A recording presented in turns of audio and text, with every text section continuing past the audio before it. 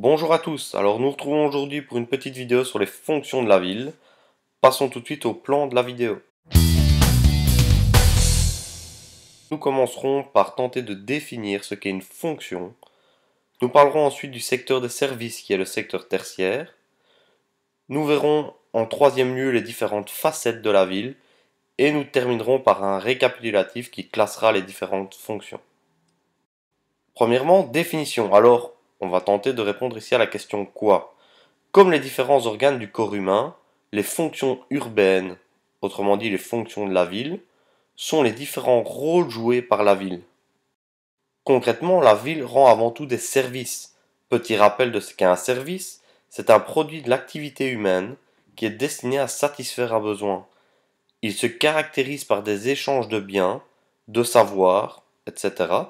Et les principaux services sont le commerce, les transports, l'enseignement, l'administration, et j'en passe. Alors la ville a plusieurs facettes. Premièrement, il y a un lieu de loisirs et de culture, comme on peut le voir par exemple avec des infrastructures comme la piscine, comme les salles de spectacle, le cinéma, le théâtre, ou encore des infrastructures sportives comme un stade de foot, ici le stade du Real Madrid situé en pleine ville. La ville a également la facette suivante, elle permet énormément de transport. En effet, entre les différents organes de la ville qu'on pourrait ici appeler travail, logement, magasin et activités loisirs, il faut relier ces activités. On a donc besoin des transports. Facette suivante, la ville est aussi un lieu de production. En effet, au XIXe siècle, dans nos régions, nous avons vu le développement des usines. Pour plus de détails, je vous renvoie à la vidéo sur la révolution industrielle.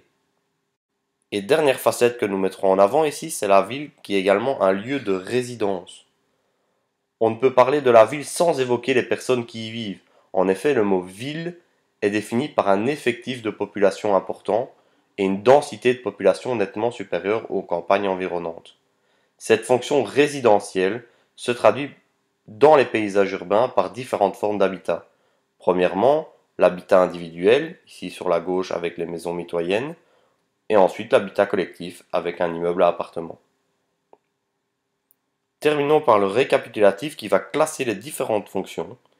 Généralement, nous classons les fonctions commerciales, financières, politiques et administratives, l'enseignement, le sanitaire, l'ORECA, le loisir, la culture et le transport dans le secteur des services, avec les exemples que vous voyez sur la droite. Nous classerons également dans le secteur industriel la métallurgie, l'automobile et l'industrie pharmaceutique, et comme fonction résidentielle, les immeubles à appartements, les villas, les pavillons, etc. Vous savez tout sur les fonctions de la ville, je vous retrouve dans une prochaine vidéo. À bientôt.